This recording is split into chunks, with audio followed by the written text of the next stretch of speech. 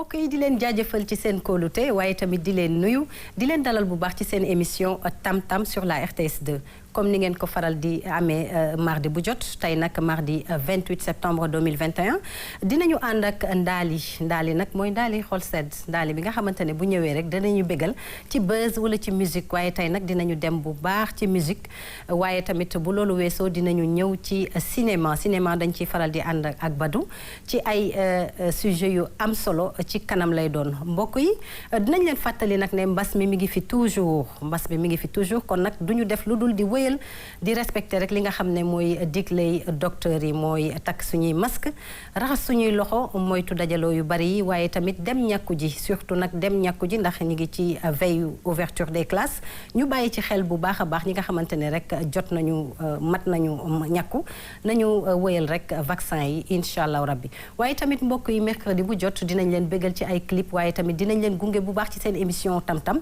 di leen nuyuwaat beneen yoon di dem régie dellu siwaat nag tàmbali suñu waxtaan ak Ndaly.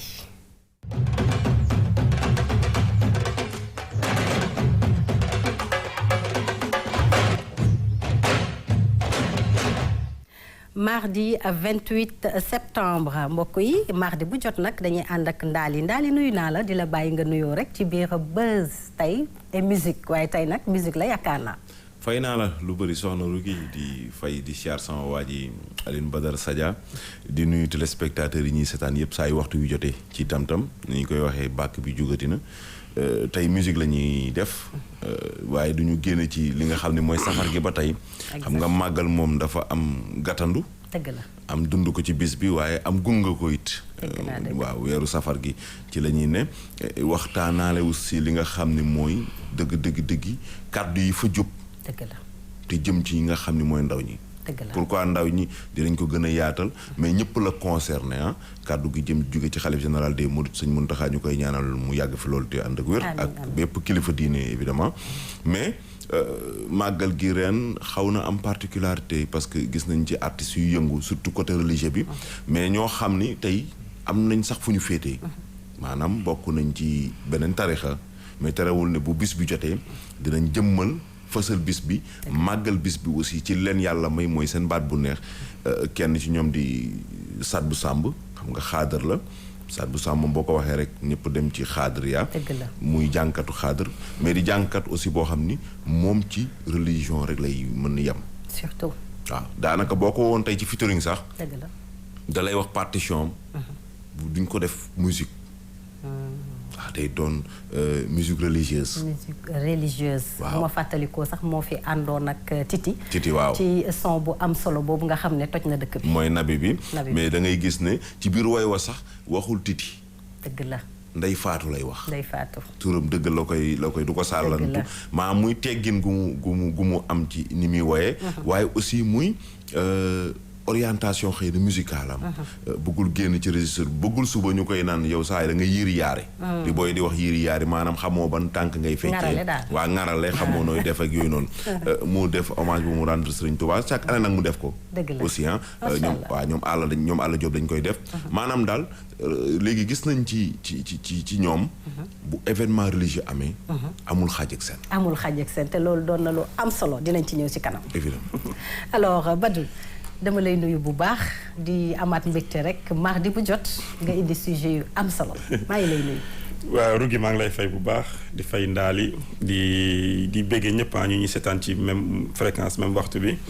di ñaan yàlla lépp lu ñu ñaan Touba yàlla nangu ko. amiin yàlla may ñu fekkee ko at kay yeneen ni màggal ku nekk mën a ànd ak say sët sax di dem.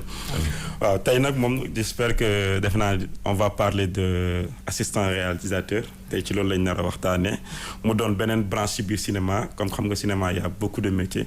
mu nekk beneen branche ci biir cinéma ñu gën ko mën a yaatal gars yi gën a mën a comprendre.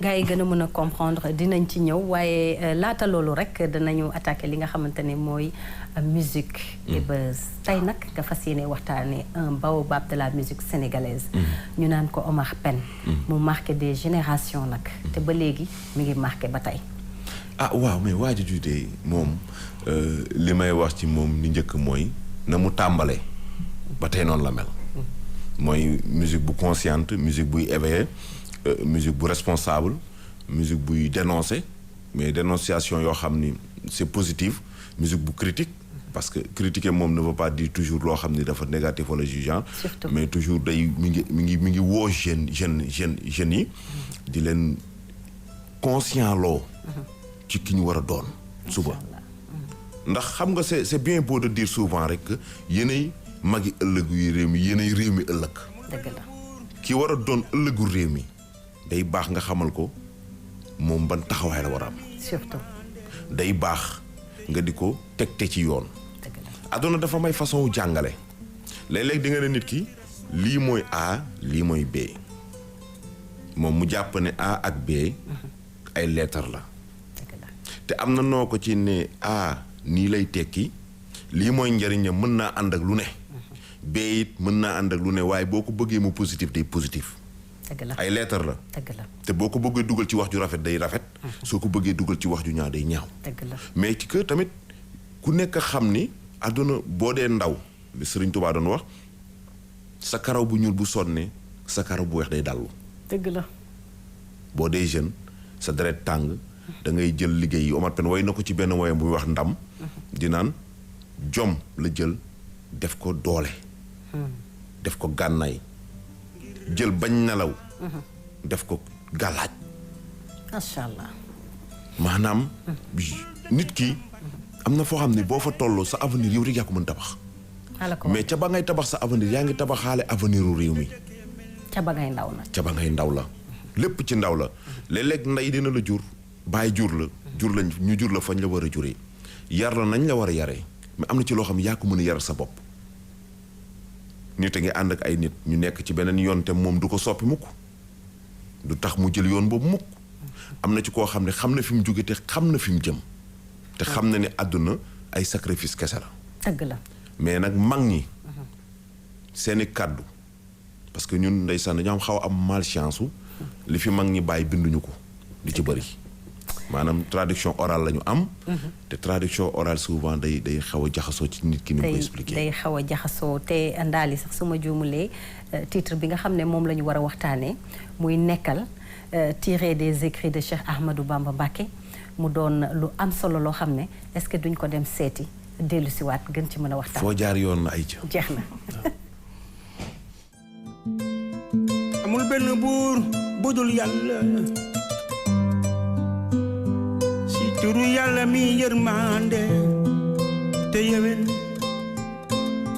yal na jàmm wàcc si yonenti rasulilaay ak njabootam bii liggéeyu sëñ Tuuba nga jëm si képp kuy sàkku xam-xam te du ci wuta defaru àdduna alaaxira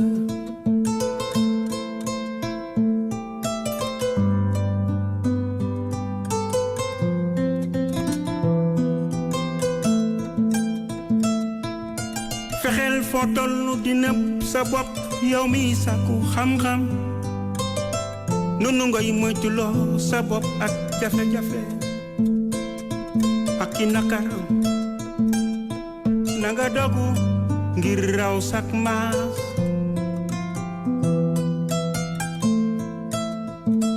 bul dëkke jàmbat jafe-jafe yi lay dal na nga am fit te dëkke mel nu tax ku ne defe ni sa lépp matal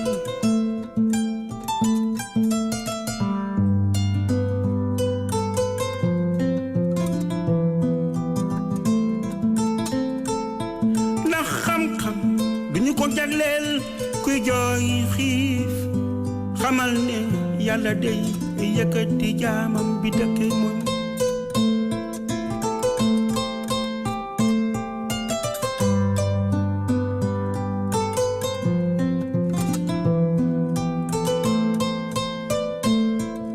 mi sako xam-xam del bay bayaat saa yu ne yërëm naa yow mi sako xam-xam bu ci boole wut xaalis ndax kuy sako xam-xam yàlla lay dundal naga ragal yàlla di topp diiney lislaam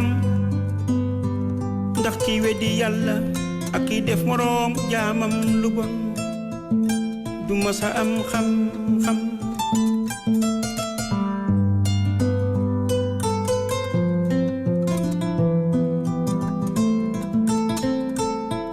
na nga sori xale yu jigéen yi toll ci sëy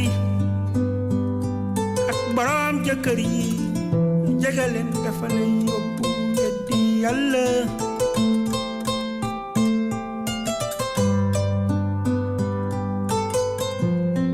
mooy ak cànkude bul jënde alaaxira àdduna ca yow doomu aadama kon leer naa ni ku jënde leer la ndëm dina ko rëccu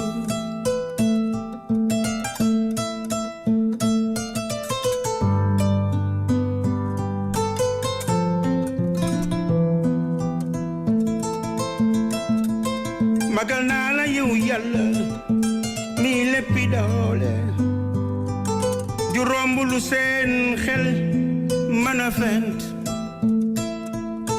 Yàlla na Yàlla wàcce jàmm ci yonentam yi di sant Yàlla boroom àdduna yi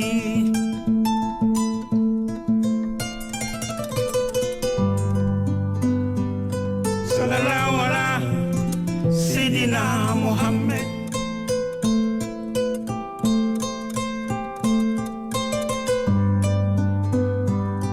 sallallahu ala Seydina Muhammad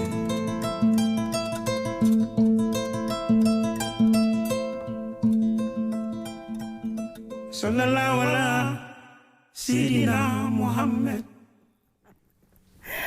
macha allah c'est un titre magnifique Ndali mu doon ay digle yoo xamante ne jëmee nañ ko ci képp kuy ndaw waaye tamit képp kuy doomu aadama mu doon lu am solo à l'image rek de la 127e édition Grand Magal bu Touba nga xam ne xalifa bu tedd bi xalifa bu mag boobu di xalifa général des Mourides dafa yëkkati ay kàddu yu am solo teg ko ci képp kuy askanu Sénégal xam le ne vraiment soxla nañu fi jàmm soxla nañu fi salaam waaye tamit dérive yi nga xamante ne mi ngi ci réseaux sociaux yi nañ ci bàyyi xel bu baax photo jàmbur yi ñuy tas di dégloonte ay audio yu ñuy tes muy yàq ay diggante di indi ay jafe-jafe ci ay diggante ñaar ñuy dencante xaritoo mbokk lépp a ngi yàqu ndax réseaux sociaux yi bàyyiwuñu sax confrères yi ndax léegi ku nekk rek di nga mën ngaa yaakaar ne sa bés dina ñëw ci réseaux sociaux yi mu delloo si waat xel yi nag yedd ñu bu baax a baax ñu war a topp ci tànk yooyu waaye way wi tamit dafa digle yu am solo ndax boo koy déglu sax defe naa ne da ngay am ay frissons comme on dit da lay touché ba nga xam ne yow ci sa bopp da ngay am benn remise en question boo xam ne yaa ngi koy def ci sa bopp avant man way bi daf ma plongé fu sori daal. waaw comme ñu bëri parce que dafa ñëw ci jamono ji mu war a ñëw. dëgg la dëppoo na ak jamono. parce que ndaw ñi ututuñ xam-xam. dëgg la. du maanaam càgginu école mooy tax a am xam-xam. dëgg la. xam-xam sagesse la. te mag ñi daanañ wax sax naan xam-xam puso bu réer la xal dees na ko for mag dees na ko for. dëgg la. kon amul kenn ku ne rek moom la yel lool xam-xam. dafa gën ci ndaw. dëgg la. ndax dañuy rafet njort ci ndaw bu amee xam-xam wala mu am nu muy doxee bu doojee. dinañ rafet ci mag bu nekkee mag.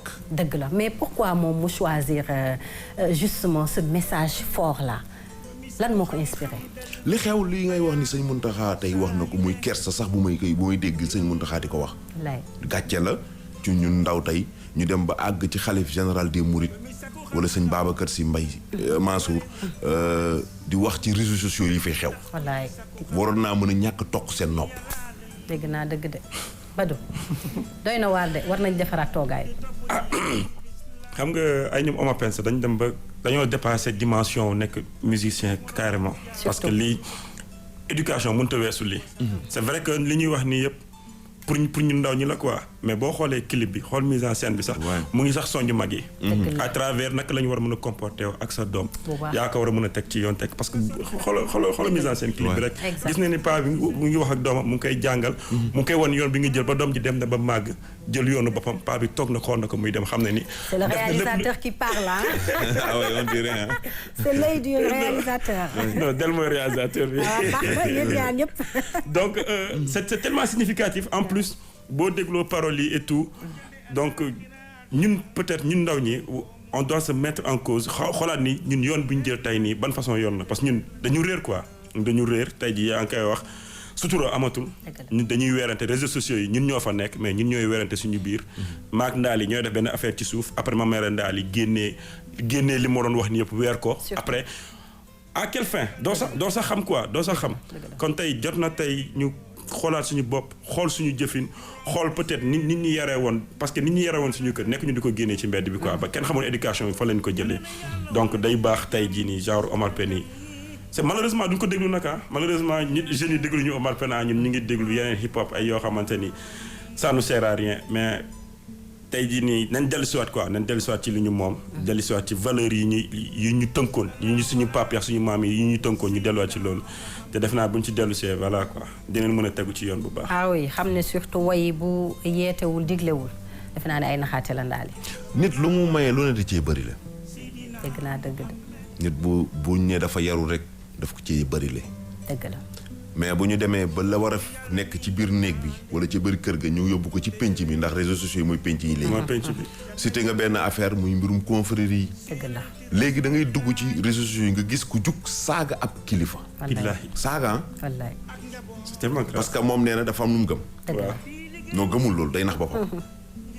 parce que dama ne la murit un exemple la Baye Fall la murit bu tënkoo ci li Sëriñ Tuubaa bind bu dee benn xasida la donte benn la yaa raxmaanu yaa raxiimu mu gàtt lool boo ci tënkoo at mën nga ci yeewu di ci yendu di ci waxtaan at te dootal leneen boo demee ci bind maam Maodo di nga tënk ci benn bëyit at dootal wax lu bon munoo ne dangaa gëm dara parce que gëm-gëm foi la du lu nit mën a gis du ñu làmb daj ko damaa gëm dara ba pare yow ci sa làmmiñ boobu nga gëmee dara yaa ngi ci génnee lu safaanu la nga gëm.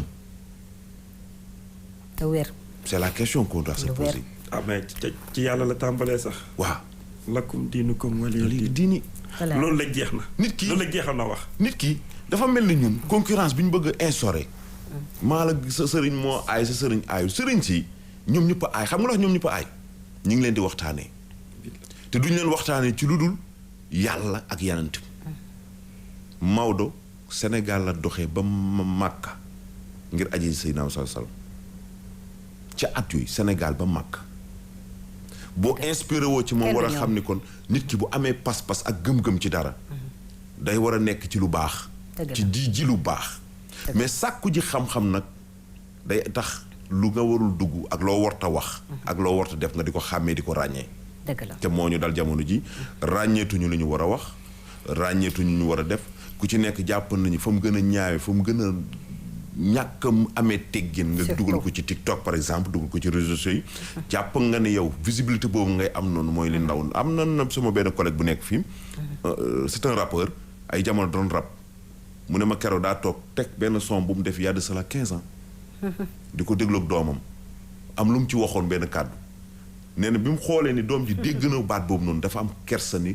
bu démb doon tey du ko def dëgg la mu tax ñu war a jë bàyyi xel suba muy wane ne rek ndaw tamit ndaw yi xëy na ñu ngi def erreur yoo xamante ne bés bu ñu demee ba toog di ko fàttaliku wala ñu tegalaat leen ko seen xel dina dellusiwaat bu baax a baax mais boobu day fekk c'est trop tard. lii coow li mooy. léegi bu ñu la waxee del dégg parce que koo ci wax tamit wala nga jéem koo conseiller wala conscientiser dañuy defee ne rek dañoo toll ci seen jamono dañ ko war a dox te alors que jamono boobu day weesu te bu weesoo loo ci defoon tey mu ñaaw boo ëllëgee bu ñu la ko fàttalee nga bëgg a xar suuf si dugg si ndaal yi mais comme ni ma ko waxee rek le baobab de la musique sénégalaise muy Omar Pène nekk koo xamante ne ni dafa am taxawaay ci réew mi. lii mu génnee nii muy message bu am solo bu fort yaakaaroon ne am na peut-être benn taxawaay bu mu ci war a taxaw ba nga xamante ne jeunes yi dinañ ko déglu ndax Bado mi ngi koy wax nee na xëy na hip hop bi mooy gën a retenir xale yi ak yeneen yoo xamante ne mbalax beeg yooyu mais lii nan lañ mën a def ba jeunesse bi war cee mën a jot ci ay TikTok sax parce que comme xam nañ ne foofu la ñuy véhiculer léegi message yi naka lañ mën a def ba vulgariser message yu mel nii. xam nga yàlla ñaata yonent la yónni. maa la ko 124 000. dégg naa dëgg de. yàlla 124 000 li yonent la yónni ci kaw suuf pour mu wax ak jaam ñu leen di fàttali dëgëruñ bopp.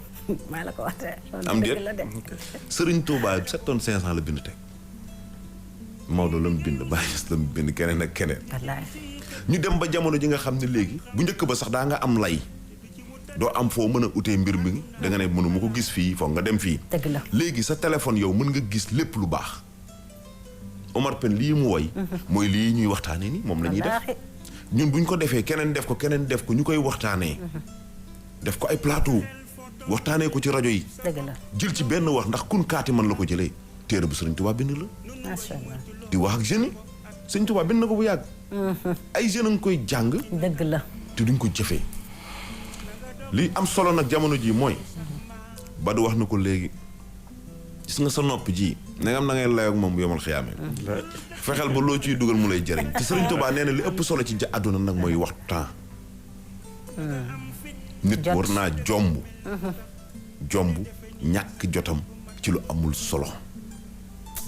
loolu dafa doon lu am solo parce que booy seet sax léegi lu bari luy dugal nit ñi ci ay jafe-jafe Badu am jot bi ci la parce que boo duggee ci détail rek dafa fekk nga am jot bi waaye boo xëyee liggéey boole ci jaamu yàlla boole ci bu dee jigéen yaa ngi toppatoo sa kër nam waree am borom kër moo xam da nga ko am wala amoo borom kër sax waaye li ca kër ga li nga war a lijjanti defe naa moo ëpp solo que li ngay lijjanti ci mbedd mi wala li ngay lijjanti si jafe-jafe nit yi. gis nga Rougui boo amee jot. yaay fekkee lépp. maa ko wax de. yaay fekkee lépp yaay nettali yaa naan kii nii la demee kii moo tooñ boo xëyee dem liggéey da ngaa mën a xam la moo xew ci ginnaaw ci biir ñun fi ñu toog nii accident bi ci bi da nga ko mën a fekkee. maa la ko wax. boo amee jot moom yaay fekkee lépp yaay doon nettali katu kër gi. dëgg la te boo amee jot. yow yaay toog à chaque instant di nekk ci réseaux sociaux yi di publier. di poster di nettali suba ba ngoon. wala ngay teg di fecc di kii. xam nga réseaux sociaux comme ni ko fan nga koy wax de lépp ngi ci biir de. dëgg la internet bi boo bëggee jàng di nga jàng. surtout boo bëggee nekk nettalikat di nga nekk nettalikat. léegi nag après option la ci nit ki. parce que tey ñaati nit ñoo xamante ne ñi ngi xam alxuraan ci internet lañ ko xam. dëgg la de ñi ngi defaru de di jàng. en fait feruñu ijji. waaye mais bu ñuy wax ak yow nii ci alxuraan fu ñu koy jëlee. ci net bi la donc ñun la problème bi ñun la de ñun ñoo war a xam lan lañ bëgg ñun ñoo war a xam fa leen bëgg a dem ak fa lañ bëgg a àgg. mais bu fekkee tamit da nga mel ni benn Badu yow la moo lay intéressé TikTok fecc di nettali di kii nii saaga mënuñu si dara. di saaga di weer nit yi ci réseaux sociaux yi. mais am ñoom loolu moo leen dundal am ñoom ne en fait naturellement noonu lañ mel quoi. ñoom foog ñuy weer nit pour ñu mën a am lu leen neex. Yonent bi Seydina Salaam nee na ki gën a yées ci doomu aadama mooy kuy saaga waajuram. ba mu ko waxee saxaaba yi dañ ko ne. yaa Rasulullaah kan moo mën a tiim sa waajur du ko saaga mu ne mooy kiy saaga nit te mu wóor ko ni kooku mën na ko koo delloo. wallaahi ak am solo li nga wax di saaga nit mu xam ne moom ngay saaga. te mu mën na la koo delloo. te surtout que nag grandeur bi delloowu la ko. delloowu la ko ay gàcce googu. ñàkk orma daal ak ñàkk teggin ci sa bopp ak bëgg am jotu. waaye di. mais ñun borom daaru wax na ko ci màggal gi. mi ngi wax ak mbokk taalibe yi. dama leen liggéey. nee na leen fexeel leen ngeen jug ku ci amul liggéey na nga jug. sol say daal uti liggéey yàlla dinañu dimbali. liggéey mooy lan nag. du ñu bureau. liggéey du dama amee diplôme damay def bureau. surtout liggéey du dama par force li laa war a doon. liggéey mooy nga jéem a ñaq dara. dëgg la ca la ngay ñaq. mu lew la nga di ko lekk. mën koo jox say waajur nga def si jom fulla ak fayda. mais doomu aadama bu ñàkkee ñett bañ na ko dañu olof nee na juddu bu rëy ndey ak baay. fulla ak fayda ak jom borom. yàlla mësul may nit jom. nit a koy sàkkul ba koy uti sax. dégg naa dëgg de. yàlla mësul may nit jom. déedéet da nga koy uti. da nga koy uti. ay ba pare nag aussi da ngay jéem li Omar Pène wax ci biir wax ji. dogul ci jéem a raw say maas. surtout. nit day am objectif dama ànd ak Badu di liggéey ñi ngi ci télé bi. dinaa jéem sama kéemtu laay kattan ba jéem a raw Badu ci lu rafet. dëgg la. ci li mën sa liggéey. pas-pas ak Pastef lu mu mayul doomu aadama leneen mënu ko may. wallaay dëgg naa dëgg. mais attention tamit fii nag en fait ñun phrase boobu dafa sonal quoi waaw. raw sa maas. waaw ci beneen fànn la. dinañ def tout dinañ def coup bas di.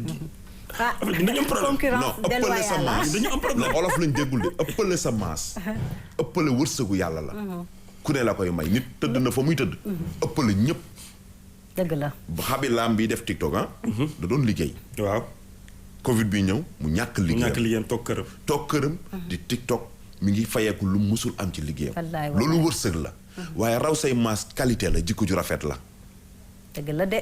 ba ñi la ak ñaq ba ñëpp xam ne yow mi yaa ngi ñaq pour tedd. ba say famille ñëpp. ku ne bëgg laa doomoo. wallaay. ba ñi la jurul bëgg laa def doom. kese te baax a koy maye nag. kese maa la wax lii. te baax jaayante yàlla jaayante la. jaayante la.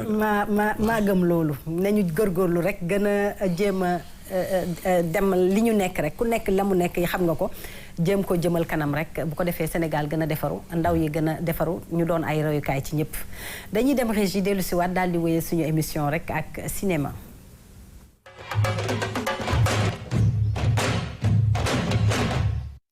alors ñu waxtaanee fi woon réalisateur métier de réalisation tey nag nga ñëw ci assistant bi buñ ne assistant réalisateur bu ma juumul mooy ki nga xamante ne ni moo toftalu ci réalisateur bi war koo jàppale ci liggéey bi waaye ba du bëggoon naa xam balaa dara xew assistant réalisateur bi su fekkee ne moom moo toftalu ci réalisateur bi kon moom lan mooy rôle am. gis nga Rougui assistant réal. tey jii su ma doon wax lu gën a ne mooy bras droit réalisateur bi. d'accord parce que c'est un travail boo xamante ni c'est tellement difficile ba tellement que ni réalisateur moom kese du ko mën a gérer. d'accord moo tax parfois da ngay dégg ñu ne assistant réal second assistant réal. day am ba ñaari assistant. très bien premier assistant deuxième assistant. deuxième assistant. d'accord tey boo xoolee assistant réal bi moom scénario bi mën naa ne sax da koy moom moo koy gën a guux sax keneen. d'accord moom parce que moom foog mu analyser scénario bi pour mën a def planning de travail bi ni muy demee moom mooy définir planning de travail bi. d'accord. est-ce que yaa ngi gis. tey nan laa ko mën a waxee sax moom li mu chargé moom il est chargé de beaucoup de choses. d'accord. moom mooy chargé wu ndax équipe technique bi tout le monde est en place déco bi ndax réglé wu na.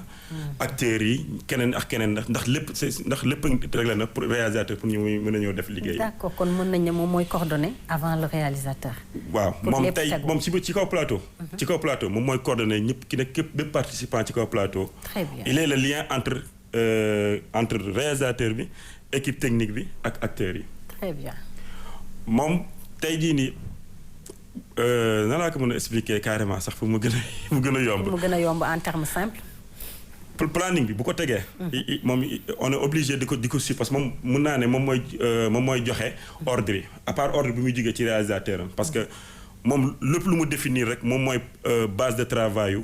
ñuy gis benn kii nii sax benn fii c'est un. waaw lii clap la loo xamante ni bon si moom action coupée yi moom leen naan clap et tout. d'accord fi scène de tournage la mën tu vois gis nga c'est tellement explicite.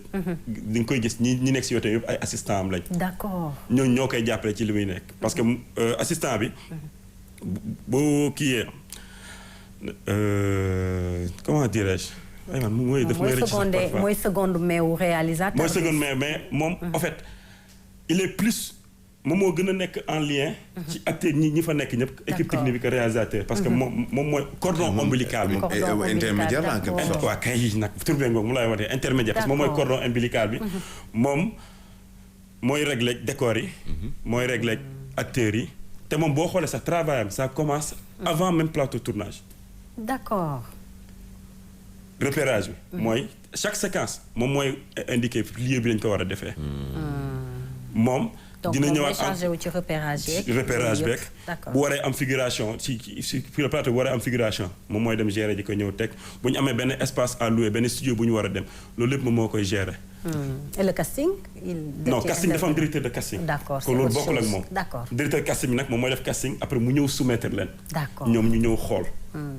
lépp nag ci supervision réalisateur bi. d'accord tey jii même heure de maquillage yi. heure de tournage et kii lépp moo koy définir. moom moo naan maquillage telle heure la bu ñu ñëwee telle heure acteur bi fii la war na ko fekk yow lii war na la fekk moom daal balaa réalisateur bi di ñëw pour def liggéeyam. day def fexe ba lépp nekk en place. d'accord nga xam ne kële bu ñëwee day ñëw rek day ñëw jàllale. bu ko fekk du am problème. d'accord est-ce que c'est la même formation que réalisation bi est-ce que ils ont la même formation kii def wala kii moo raw kii wala diplôme yi du benn wala formation yi du benn. bon même la kii même formation bi la. d'accord même formation la mais par échelon la. échelon la d'accord tey jii nii kii nekk réalisateur jot na jaar ci assistant réal. très bien da lay tax nga xam benn cheminement boo xamante après yow boo demee. day mën a yomb ci yow. d'accord moom li muy def nii réalisateur mën na ko de. mais dafa bëri quoi. waaw il faut ñu koy dispatcher ku nekk dafa mën a mel ni def rek lu nga mu mën a nekk def. directeur da nga soxla assistante buy gérer li nga xam ne mooy sa appel mooy visite yi mooy appel téléphonique appel.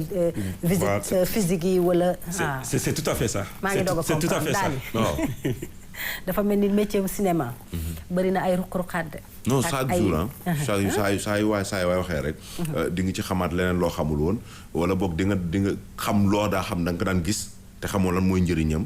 comme des fois di muy wax assistant yi muy wax ni. man li ma ci bëggoon xam moom mooy ndax assistant tey mën nga ko doon tey mën nga doon réalisateur suba nga dem ci Badou doon fa assistant nga ñëw taxawaayu assistant réalisateur. ça dépend parce que comme tey jii nii man mën naa nekk réalisateur. mais am na si mën naa ñëw benn projet fekk la fa yow la ñu réalisation bi man dama ñëw nekk sa assistant. moom laay wax nii. waaw ça casquette la en fait casquette la quoi. casquette la mën naa ni ça dépend rek mais tey tamit di nga dem ba toll ci benn standing boo xamante ni mënoo nekk assistant. dootoo mën a wàccaat. comme tey jii nii su ma demoon ci ay Moussa Sène Afsa ñoom mënoo leen def assistant réel. ñoom yaay topp seen ginnaaw parce que vécu bi ñu am expérience bi ñu am la mais comme tey jii man ak yow peut-être ñoo démarré ndoo yow tey mën naa la fekk foo xamante ni man maay doon sa assistant.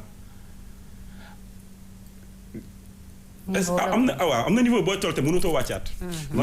mais c'est pour permettre en fait la mu bëgg a gën a comprendre ndax dafay assistant bi dafay bëgg a permettre benn temps bu waa ji di am gën a mën a réfléchir gën a mën a def dara wala moom dafa am beneen rôle bu particulier mise à part intermédiaire bi mu doon a xool affaire yi noonu parce que bu dee fekkee ni moom li muy def réalisateur bi mën na ko. te des fois fii suñu cinéma xam nañ ni xaalis bi du demee noonu. mënoo am comme tubaab bi autant d'assistant. ndax dafa am leneen lu particulier lu muy def lu assistant lu réalisateur mënul. waaw moom laa lay wax ni xam nga tey jii nii réalisateur bi mënul ñëw bëgg a gérer li muy def bëgg a gérer kii yëpp ça va prendre beaucoup de temps moom da koy délégué. da ko naan en fait assistant xam na liggéeyam quoi parce que tey boo xoolee grande production yi réalisateur bi dëgg. chaise am la yor dem toog ñu jox ko caméra retour am mu toog di observer lii neexuma lii dañ ko war a génnee. lii la moo tax mu nekk fii nii léegi loolu noonu nag assistant moom mooy nekk ci plateau bi. d'accord moom mooy ñëw rek léegi lumière bi nii la war a mel mu dem ci caméraman am ne ko prise bi la bëgg prise bi laa bëgg peut être moom nag retour am la yor di ko kii. donc te moom tamit mënu def lépp moo tax da ngay dégg second assistant après second assistant bi tamit. moom tamit da koy délégué leneen. loo xamante ne moom tamit mooy dem léegi comme ça bu ko defee moom réalisateur bi noble la de. bu demee ba toog nii ba ci kii yam nii fii lay toog di xool ndax plan bi lu mu bëggoon wax am na ko wala amu ko et tout noonu lay demee. mais est-ce que divergence mën na am entre les deux par exemple réalisateur bi fi mu toog moom li nga xam ne moom lay gis moom la bëgg assistant bi ci boppam ni mu doxalee bu dul noonu mu nekk kii ne ko bëgguma lii kii ne ko nii la war a demee est-ce que mën na am divergence entre les deux wala mënul nekk parce que réalisateur mooy commandé. réalisateur mooy commandé. très bien. mënul ñàkk lii la moom bu nee lii la bëgg parce que fin film bi turam mooy génn de. qui a réalisé dañ naan kii la. très bien moom dañuy topp ci ndigalam du ñàkk nag parfois ci complicité travail dina ko ne qu'est-ce que tu me proposes. d'accord la nga xalaat ci lii. parce que équipe la quoi. la nga xalaat ci lii laa bëgg a def lii laa bëgg a def après waa ji day ñëw mu ne ko bon lii boo ko defee woon ni dina baax wala lii bu ñu ko defee woon dina baax mais tout en est que ni le dernier mot lui revient moom mooy toog ne leen lii laa bëgg ni ngeen ma koy defee parce que dafa am benn liggéey tamit au préalable boo xamante ne avant terrain bi ñoom bu ñu toogee nii dañ naan carrément nii leen ko bëgg a liggéeyee après nag réalité terrain dafa am. dañuy dem ci terrain bi ba dañuy gis leneen. parfois ñu improviser comme parfois mu neen ñëw mu ne ko bon la nga xalaat ci lii mu ne ko nañ def li dañ ko defee nii wala man j'avais quelque chose à te proposer même parfois da ngay gis même caméraman sax dañ ko naan prise bi laa bëgg mais chef opérateur day ñëw mu ne ko la nga wax ci lii. prise bi nii laa la ko bëgg a joxee est-ce que bëgg nga lii. donc travail d'équipe lay doon. travail d'équipe lay doon cinéma moo mel noonu. d'accord alors réalisation dafa mel ni am na sax master fii à l'université Cheikh Anta Diop de Dakar ñi nga xamante ne ni ils sortent de là-bas en licence ou bien en master en réalisation. waaw alors bëggoon naa xam en dehors de Cheikh Anta Diop ndax am na yeneen école privée yu def réalisation master wala licence wala. réalisation waaw parce que boo xoolee am na Sup IMAX ñu ngi koy def. ok parce que tout reste université Cheikh Anta Diop ak Gaston Berger bu Saint-Louis bi ñu ko fa dugalee yàggul woon. benn module cinéma boo xamante ne bu bees la te à partir de master la. master pour comme ça nga mën a spécialiser en cinéma et tout. mais boo demee si école audiovisuelle yi. genre Sup IMAX et tout. am na ay master en réalisation ñu bëri fa la ñuy ay média centre et tout. ñoom ñëpp fa lañ génnee donc. lu ñuy jàng la quoi comme d'habitude cinéma moom boo jàngu dangay sonn. doguma la mais Maroc tamit am na fa mais pourquoi ñu bari di def choix dem Maroc di fa jàng alors que am na fii et puis c'est ku ne xam na Sénégal renommée bi mu am. moom laa ni xam nga Sénégal c'est un programme tout nouveau tax koo yàgg noonu. matul 10 ans. très bien te boo xoolee Maroc peut-être dafa nekk Afrique mais Maroc dafa am gëdd ci cinéma mondial. très bien. Maroc dafa am dañu am gëdd y a beaucoup de énormément de films américains yoo xamante ne biir Maroc lañ ko tourné. très bien. Prison Break. waaw c'est vrai. am na film yu bari D'accord. parce que Maroc dafa am benn village boo xamante ne c'est typiquement cinéma. comme Hollywood quoi. waaw village bi la foo demee décor yee ngi foofu noonu. boo demee décor boo xoolee film boo xoolee film Égypte ancienne yu bari biir Maroc lañ ko tourné ba village boobu noonu. dafa parce que seen décor dafa am décor Très boo bien, xamante c'est ni vrai. da ko fa placé. exact Maroc ils sont très en avance.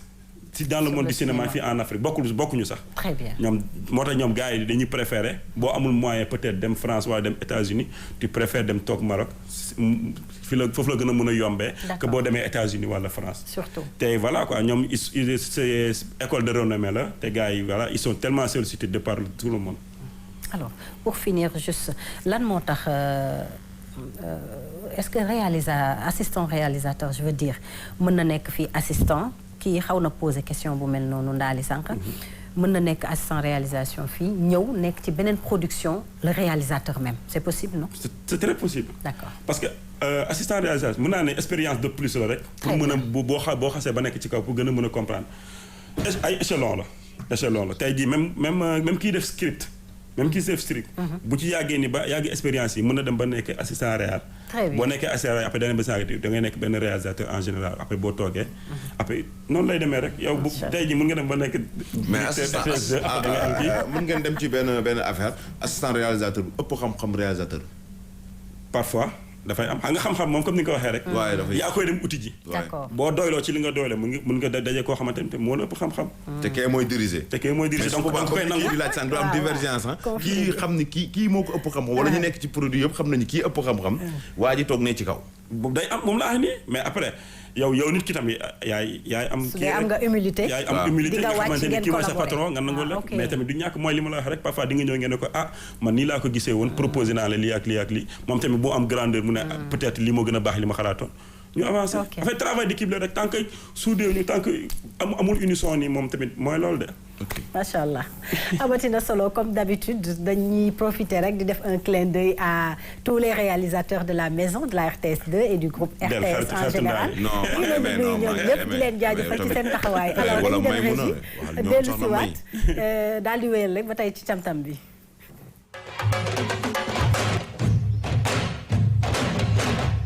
alors naa li ñu junj ko sànq rek nga ñëw ci ki nga xamante ne mooy Sadibou Samb. waaw nekk un chanteur religieux.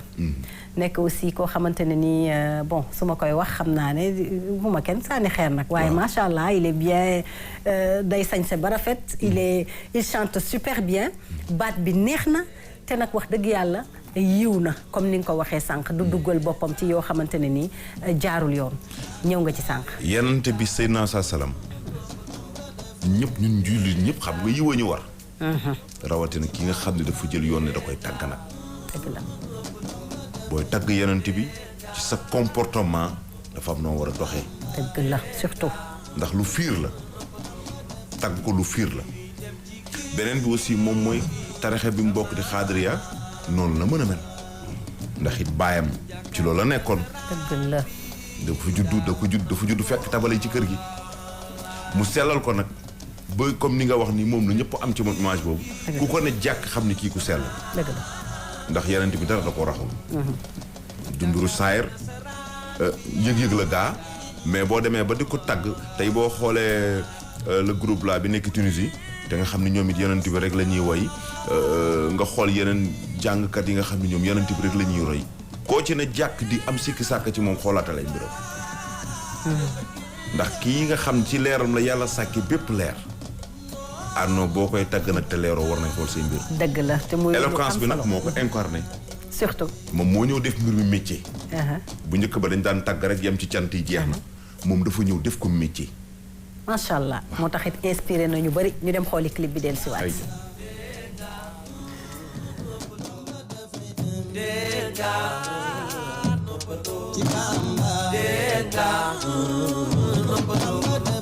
ni mi dem ci géej gi sama ngay jàkkaarloog nasaraan bi daan santu ko lawaat xam ni mi dem ci géej gi sama ngay jàkkaarloog nasaraan bi daan santu ko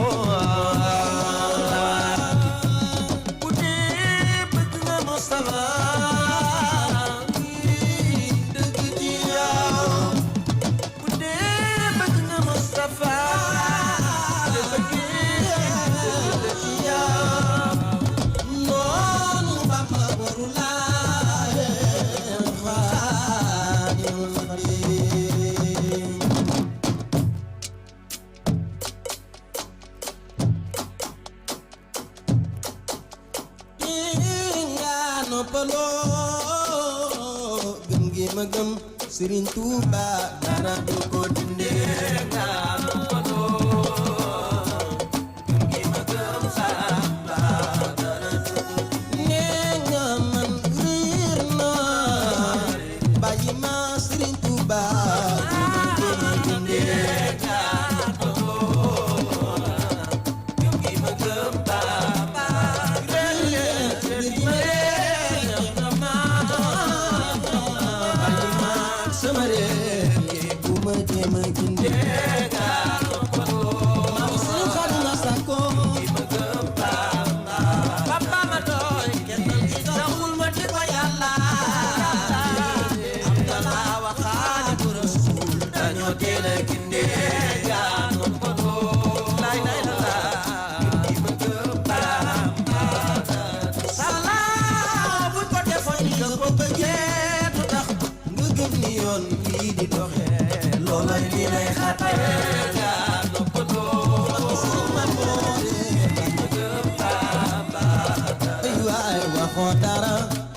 l'islam Bamba ñëw wan ñu yoonu salaam nga ci ko noonu waxul léegi dëgg.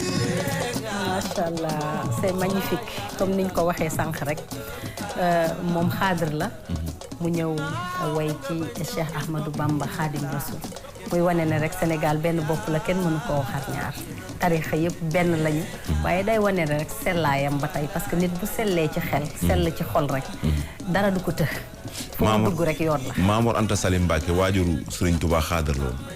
macha allah. Mamour Anta Salim waajuru Serigne Touba xaadar la woon. xam nga dafa am ñoo xam ni ndeysaan Sénégal ñun duñu xaw a retard ci lu bëri. ah ñu noonu de. waaw dañu tardé ci diw fii la bokk diw fii la bokk diw fii la bokk te lii solo ji dëgg te waroon doon jeexital gi. muy diw jullit la.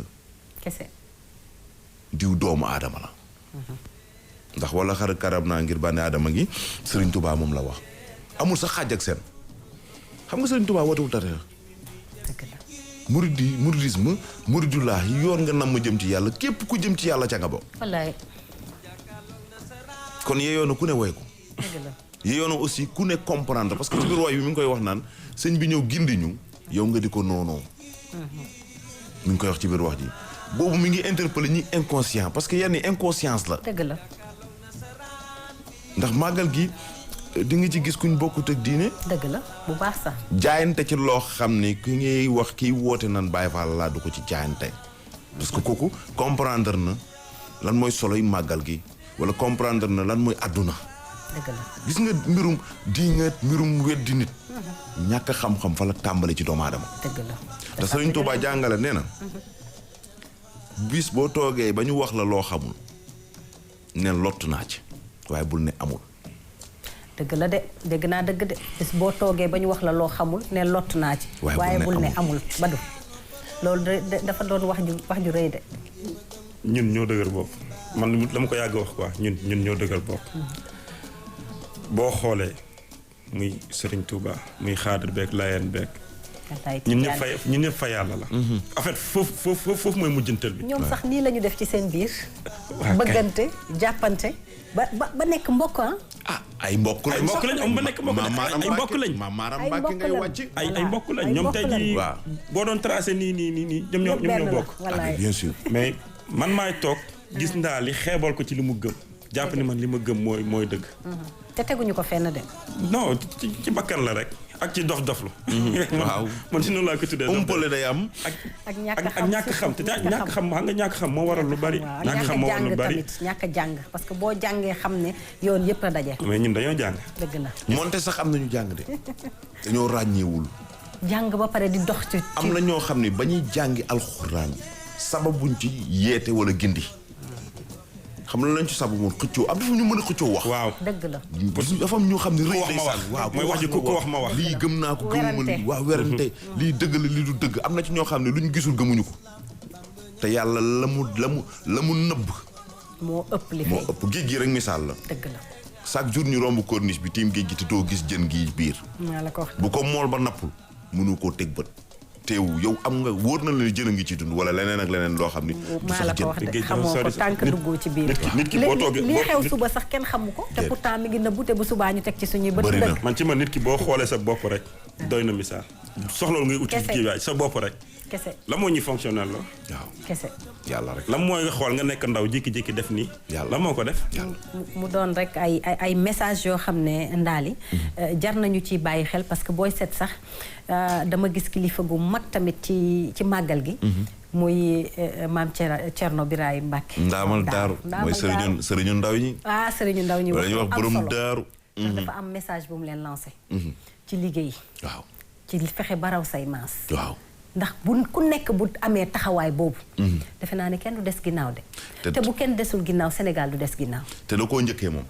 dëgg la. daa dem Sikori toog muy ay tool muy dugg ci tool yi di bay. dëgg la. am ñu ñëw di ko fa wéttali si ku yàgg ku daan dem Sikori bu njëkk ba xam ni àll rek la woon mu def ko gi nga reen màggal gi gars yi dañ leen defal bâche clim def buffet. macha allah. douche yi mu def ko def ay chaise àggali jumaa ja. très bien. di waaj bibliothèque di waaj leneen ak leneen toujours mi ngi leen di exhorter ci nga dem liggéey. dëgg la. neewu leen ñëw leen siyaar si neewu leen ñëw leen def lii moom daf leen jiitu ci bay. parce que doomu aadama lu mu mën a liggéey ci àdduna ngir mu mën a am lu mu dundee la. surtout. kon mi ngi won gaa yi ne ki ci amul xëy amoo diplôme amoo métier mën ngaa bay. dëgg la. sa doole yàlla may na la ko. ndegam ki néew doole sax mën naa bay. donc nañu bay dundee. bay jariñu. moom mii sëriñ di Mbàkke di leeru Seydina Ousmane. di sëtu maam Thierno Birahim Mbacke bi nga xam ni bi sëriñ Tuubaa di dem ci géej gi moom la dénkoon jaam yi fere yi moom turandoom. bi sëriñ Tuubaa di dem moom la dénkoon jaam yi bi mu ñëwaatee. moom moo ko delloo jaam ñi. macha allah ci yar leen teg leen ci ak kon moom nii la war a mën a mais dafay am lu muy jàngalewaat aussi. mooy boo nee sëriñu ndaw ñi. da nga leen di wax dëgg. di leen xool ci bët. surtout. te dëgg la wax gaa yi. dëgg la liggéey leen. jug leen tegal leen ci ne leen jug leen ku ci amul solo sa daal util liggéey yàlla dina ci def ndimbal. wallaay. mbir mi nekkul nga ñëw tàll ñu ñaanal la. mbir mi newul ñu bind ay affaire jox la. ndax buñ la ñaanalee tamit nga toog ne yàcc na yasar defe naa du liggéey mooy dox ñëw fekk si la de dangaa war a jug. ñaan na ci fekk ndimbal loxo borom sax. waaw ndimbal na ca fekk loxo borom. man j'ai bien aimé son message parce que am na benn phase mu si gën a téye lan la leen wax. jug leen ngeen dem liggéey. boo leen amul dem leen uti donte juróom lan lay fay mu leer na ni yaa ko ñàkk. te mu leew la. teg ci nag. macha allah wax ju garaaw.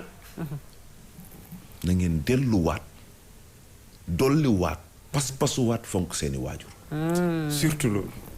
ku ci fonkul sa waajur. ñëw jàpp ne fonk nga ma da ngay nax sa bopp.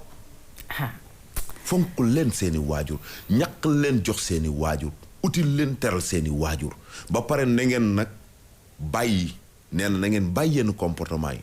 ndax ki nga xam ni mi ngi comporté wu comme un ku wayadi nee na ku la gis xoolee la bët wayadi. nee na nit a ngi sol costume du yor doonte yorul dara sagga muy sagal boppam moo tax ku ko gis jox ko lam yàlloon. dëgg la. kon nit accoutrement bi bàyyi dox nee na sax dem na àgg na ci sax parce que maam Thierno dafa def Dakar. li gars yi di dund da ko dund. nee na àgg na ci sax ne leen bàyyi leen dox sax di dëngali mbagg ak yenn comportement def yi. yu waye di yooyu. parce que ay ambassadeur ngeen. dëgg la. maam mi ngi leen di won ni ku ci nekk responsable nga responsabilité bi dafa individuel balaa muy collectif. dëgg la te exemple nga war a doon référence aussi. te moom moo ko njëkkee. wallaay. maam Thierno boo ko xoolee xam ni ci ñu ko xamoon démb fii ci Dakar xam ni kenn dàqoon sañse amul oto bu mu dawul te jeune la bu ko neexoon continuer ci loolu. wallaay. ndax Thierno yi maama Ousmane ay baayam.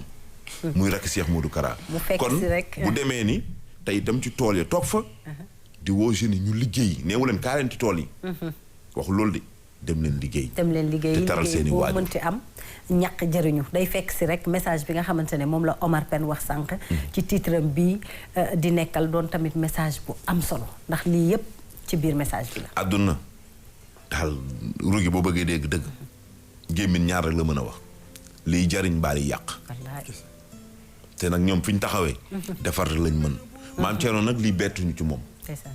ndax moom lañ ko mës a xamee. dëgg la. bi ñuy naan sëriñu ndaw ñi demoon ci moom bëri na. ku ci nekk yor sa melo. waaye bëri na ndaw boo xam ne moo taxawaat ci boppam. nangu ne tey defaru naa te ci jëmmi maam Thierno mi laa defaroo. ndeysaan. ndax ci di leen wax dëgg. ci am yëg-yëg. ci it ku ci ñëw mu ubbil la sa kanamam.